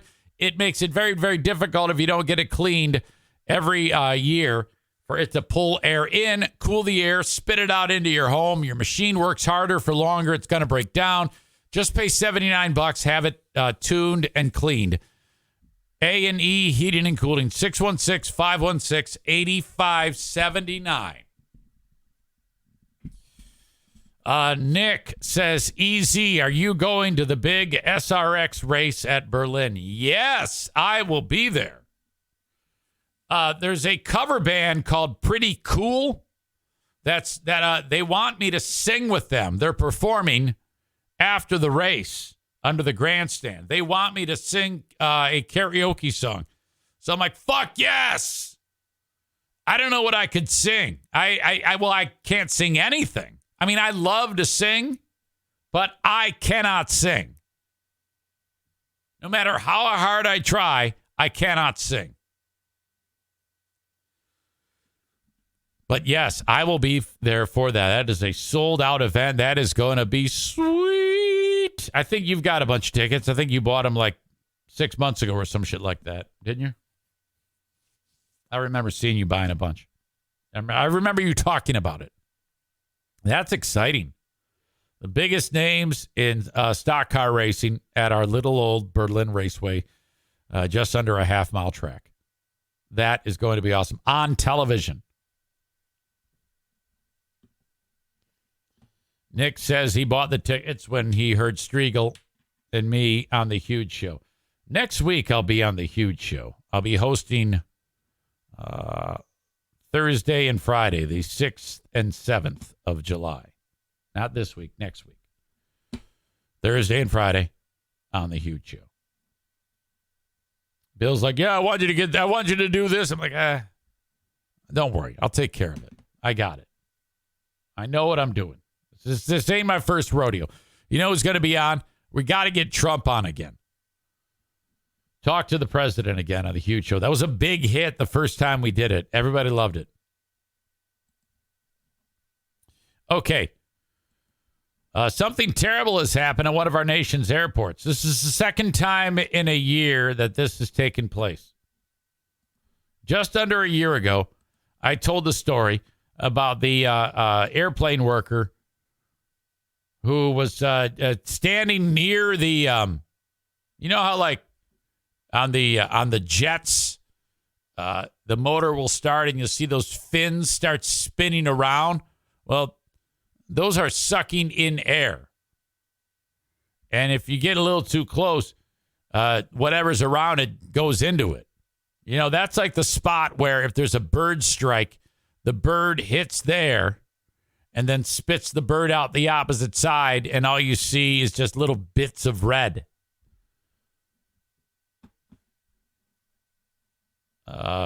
Great time to ask, is this person okay? A worker at the San Antonio International Airport is now the second person in a year to be sucked into, ingested into an airplane engine. Now, when it comes to horrible deaths, this one, I mean, you talk about the catastrophic implosion. That is a wonderful death.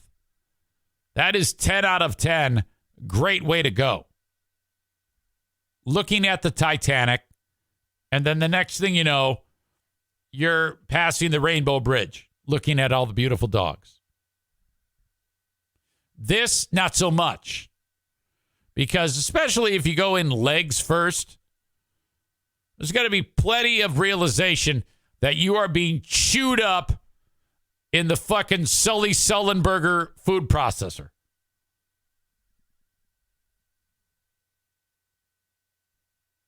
It is unclear how the employee was sucked into the engine.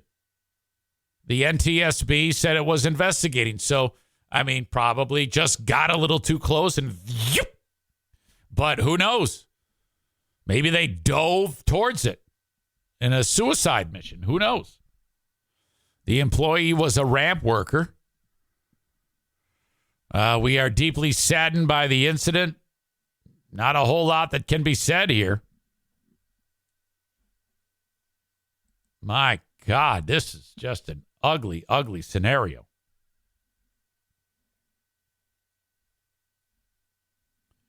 Good morning. Much love from Tennessee. Hello to you. I don't know who you are. Mr. Dr. Spaceman. That's new. My God. So, you know that the Traffic Safety Commission or whatever, NTSB, they'll be there to check on that. But wow, I even have a video that I want you to check out. I've showed this before.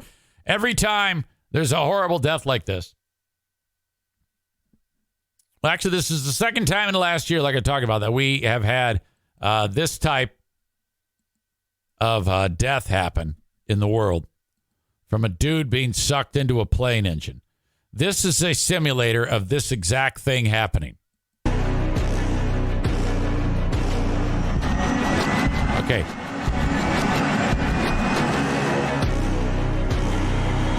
Here's our guy. Our guy here. What happens to a body according to this simulator?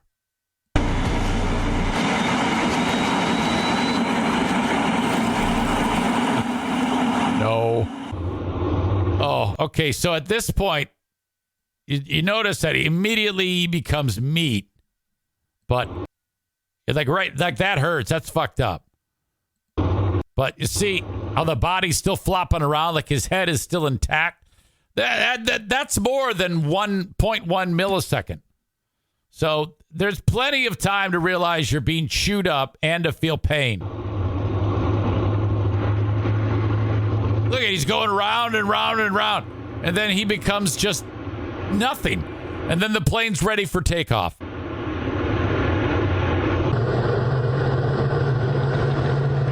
Wow.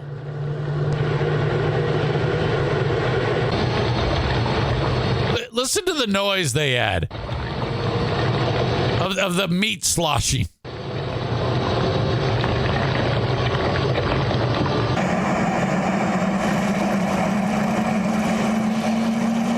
I wonder if they'll play this at the funeral.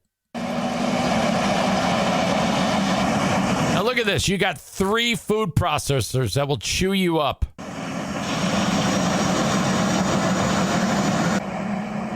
My God.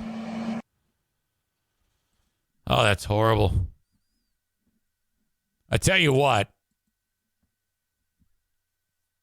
If this happens to a family member of yours, this is unavoidable. The curiosity would get the best of you. You would have to see what happens. Chris in Maine says he's basically slowly shaved to bits like a deli slicer. Let's see. Kenny says, what's worse, this death or sub-implosion? No, the sub-implosion is there is no realization. This is not fast enough. This takes way too long. Remember the story about the lady who got her face stuck in the potato chip slicer? That was a bad one. There was the dude who was smashed down to nothingness in the press. Wow. And then they didn't find him till a week later. He was so he was put into it was a metal shredder at a recycling facility, and then he was put into a cube. And then he disappeared. They didn't know where he was. Hey, what happened? I don't know. I think he quit, that asshole. But his dad worked there, and his dad said, I don't know where he went. And they went through with cadaver dogs, and the cadaver dogs couldn't even find the guy. The cadaver dogs said, I don't detect anything. And then, no kidding, a week later, they found fat chunk under a machine. Uh-oh, this is him. This is all that's left. God, it's fucking horrible. A lot of terrible shit in the news, including the Supreme Court of the United States. Now, they're not getting pulled through a motor of an engine, but this is the time of year when the Supreme Court is getting ready for break. So they save the big ones for right now. Last year at this time, they said, all right, Roe versus Wade is overturned. See you later. We're going on a trip. Even though that one was leaked. Remember that one? Like months before, they found out that they were going to say, hey, it's Roe versus Wade is overturned. And then some whistleblower like tipped off the world. And everyone was like offended and hurt. It's like, fuck that shit. I want to know now. We need more whistleblowers. They didn't, I mean, true, they're not supposed to say anything, but who gives a fuck? This is what they're weighing on this time around. They're getting ready for the big summer break. So they wait for now to discuss affirmative action. Now, I'm not sure this is what I know about affirmative action.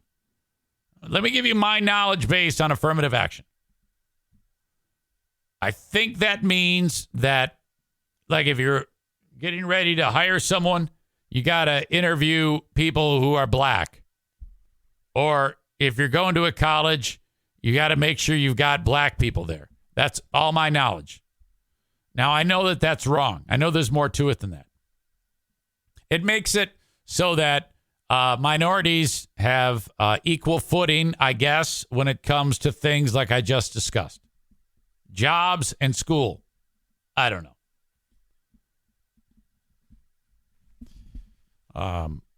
Any more that I talk on this means I'm speaking from a place that I have no knowledge. And that might even be wrong. The survival of affirmative action in higher education is the subject of two related cases. One involving Harvard and the other involving University of North Carolina. Supreme Court has previously approved the use of affirmative action in higher education in decisions reaching back to 1978, but the justices' decisions to take the cases suggested a willingness to revisit those rulings. And when the High Court heard arguments in the cases in late October, all 6 conservative justices on the court expressed doubts about the practice. The Biden administration has said that getting rid of race-conscious college admissions would have a destabilizing effect that would cause the ranks of black and Latino students to plummet at the nation's most selective schools.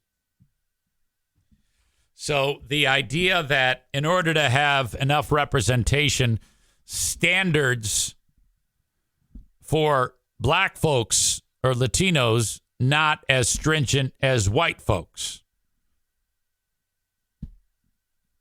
That's what's at stake. My personal opinion, everybody should have to have the same standard. And then that's it. You can't lower say, all right, the white people need this standard to get in, but minorities need less of a standard academically to get in. That's fucking terrible. If I'm a minority and I can't get in on the same shit the white guys get in, maybe I'm getting some of this wrong. I mean, if that's the case, if that's how they do it, that's bullshit. Student loans. The justices will also decide the fate of President Joe Biden's plan to wipe away or reduce student loans held by millions of Americans. God, I hope they rule that Biden's plan to wipe away the debt is bullshit. Make those fuckers pay. When the court heard arguments in the case in February, the plan didn't seem likely to survive, though it's possible the justices could decide the challenges lack the right to sue and the plan can still go forward. Biden had proposed erasing $10,000 in federal student loan debt for those with incomes below $125,000 a year or households that earn less than $250,000. He also wanted to cancel an additional $10,000 for those who receive federal Pell Grants to attend college. The administration has said millions of borrowers would benefit from the program. Fuck that. That's bullshit. So basically, Nick, who decided to become a skilled tradesman, gets nothing for immediately entering the workforce at age, 19, 18, and has been grinding away every year. He gets nothing. And these people haven't even contributed to the tax base at all. And they're given a gift of that much money. They shouldn't receive $1. That is fucking embarrassing. I hate that shit.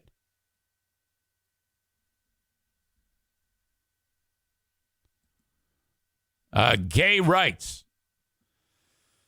A clash of gay rights and religious rights is also yet to be decided by the court. The case involves a Christian graphic artist from Colorado who wants to begin designing wedding websites but objects to making wedding websites for same-sex couples.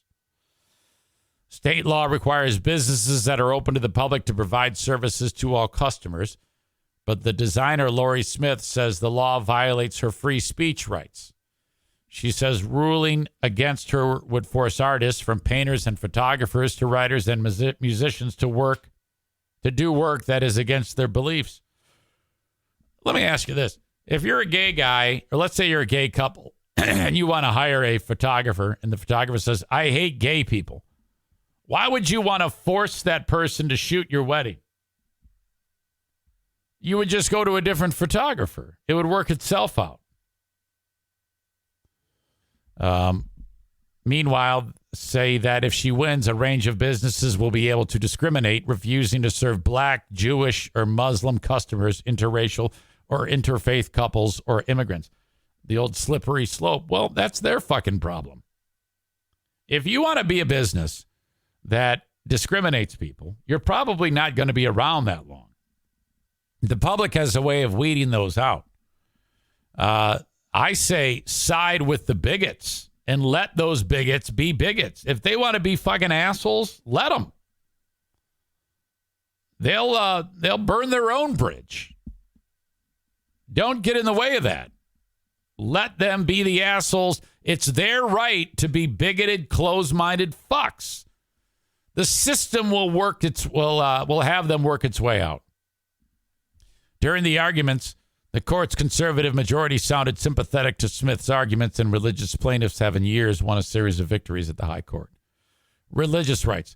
Another case that could end as a victory for religious rights is the case of a Christian mail carrier who refused to work on Sundays when he was required to deliver Amazon packages.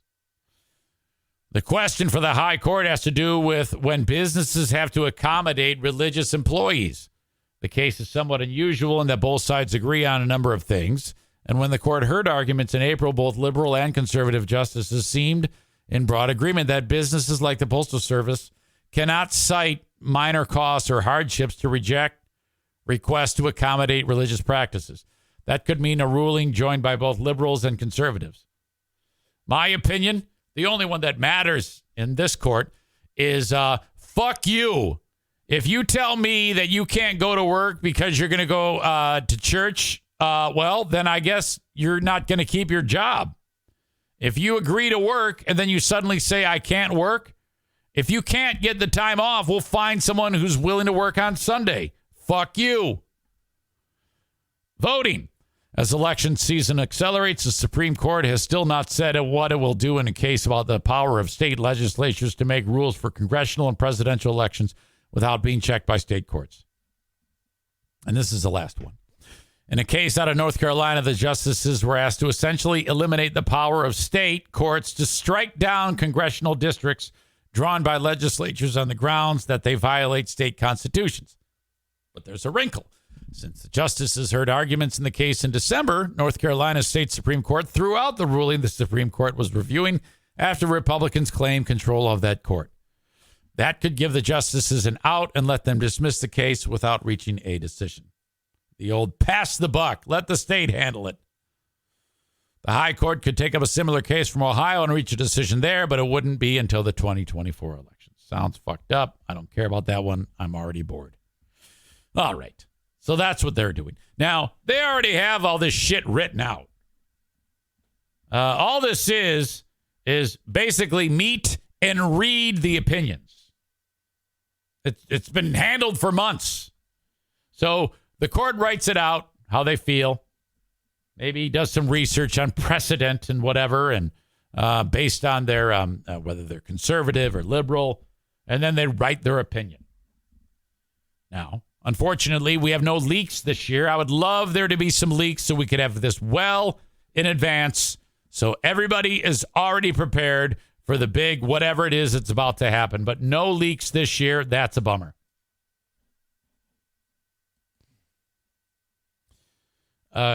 Shunt Me Harder says broken system, broken people. You see, I don't believe that.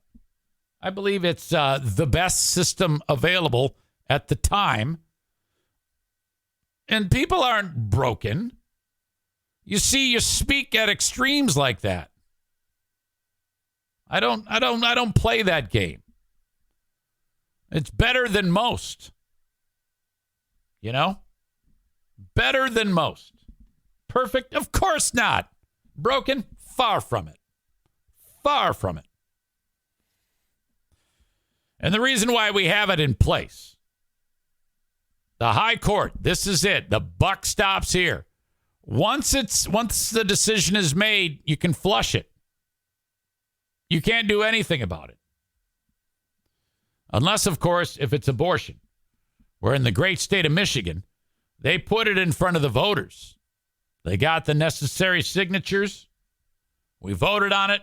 And now you can kill your baby in the state of Michigan. You can still kill your baby in the state of Michigan. Some states you cannot kill your baby. I am not about killing babies. People who kill babies, in my opinion, are going straight to hell. Fuck the baby killers. But it is their right, and they should be allowed to kill their baby. I'm not going to get in the way of these psychopaths killing their babies. Fuck that. Jesus. It's nothing worse than a woman who's like, you're not going to tell me what I can do with my body. You're damn right I'm not. You're damn right I'm not. I don't know if any of you saw the trans boxer over the weekend. Oh, my God, this was incredible. Now, we've heard about guys who are, well, people who are born dudes and then become chicks and then fight other chicks. But this is the other way around. And this is incredible to me. This person was a chick and became a dude and is now fighting dudes. We're talking about Patricio Manuel. Patricio Manuel got into boxing late, 37 years old. And fought, starting his boxing career, Patricio Pat Manuel, of course, named Pat. Started fighting as a woman and then became a dude and is now undefeated in the super featherweight boxing category.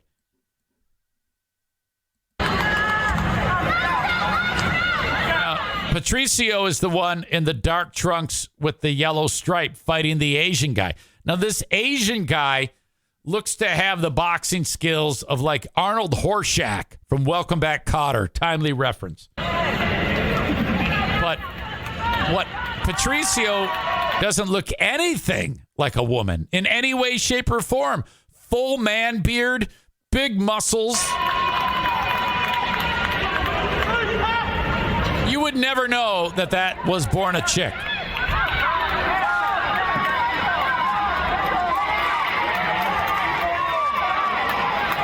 about that? Now, that's the type of transgender thing I can get behind. That's fantastic. I'll link it up so you can watch it on your own. More on that because that's been being discussed too. I've been hearing about, there's been some people that have been bitching about people born dudes becoming females and then competing with women. I'm telling you, my idea of there has to be a separate division, which like, well, then we won't have any athletes. I know, but you got to start somewhere. There's got to be a women's division, a men's division, born man become women's division, and become women or born women become man's division if you want. That's how you got to do this. That is the easiest way out of this. It's not fair to have a dude become a woman and then take women on in sports and they're significantly stronger, significantly faster. It's just not fair to the women that have worked their whole careers doing that. So that's where I stand on that. A lot of big, hard-hitting issues on the show today that I wanted to cover. That's good.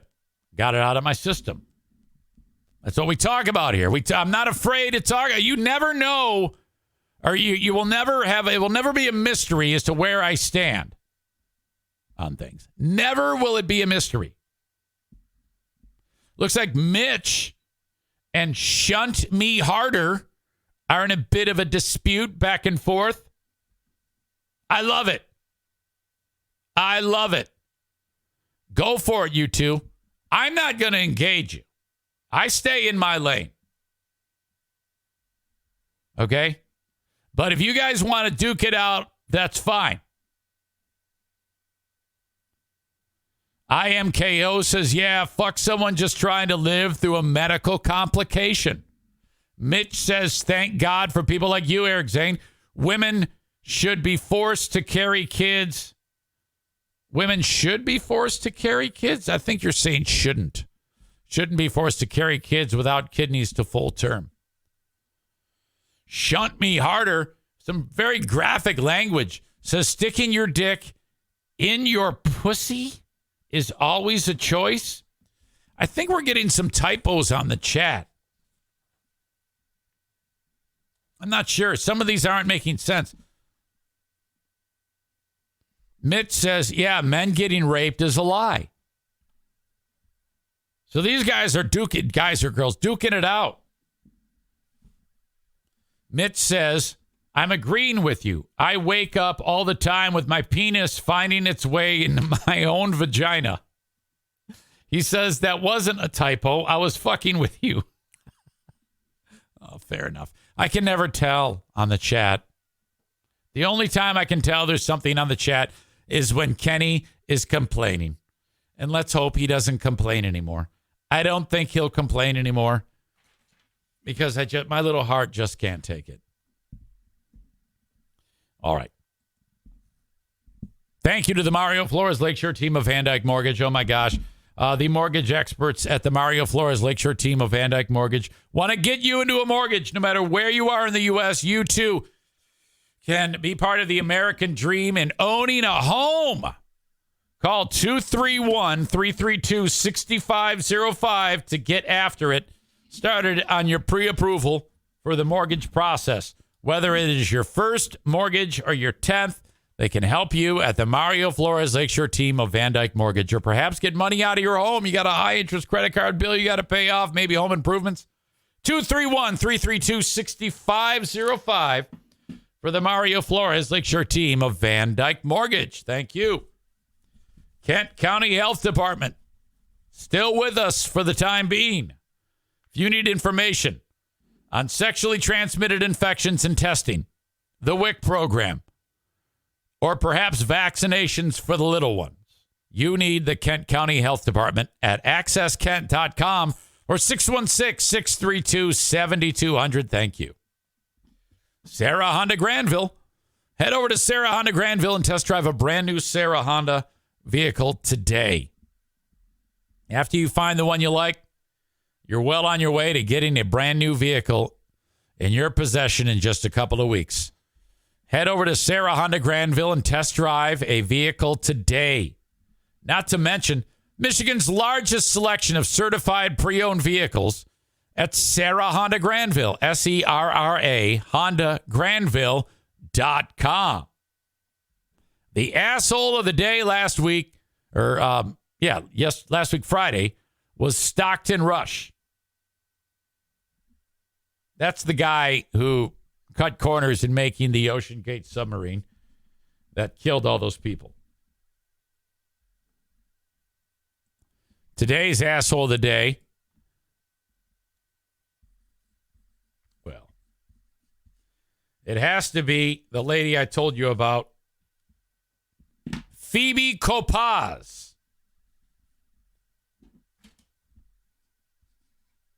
who shot the Uber driver in the head as she was driving around El Paso to go see her boyfriend because she thought she was being kidnapped because she happened to see a sign that said, Juarez, Mexico, exit. And then they kept going. What a stupid, stupid bitch. Jesus. That is going to do it. The podcast is in the books. Thanks to my friends at Wood TV for checking out the show. I'm so sorry you're dealing with all that nonsense with Nexstar. Ridiculous. Have a good one, folks. I appreciate you. Talk to you next time. Talk to you on the Patreon. Check it out for free at patreon.com/Eric Zane. That's right. If you like this podcast, I got a whole other podcast to do today. Go to patreon.com/Eric Zane, patreon.com/Eric Zane, and sign up for 7 days free. Are you kidding me? It's all there for you. Thanks, folks. Have a good one. Bye-bye.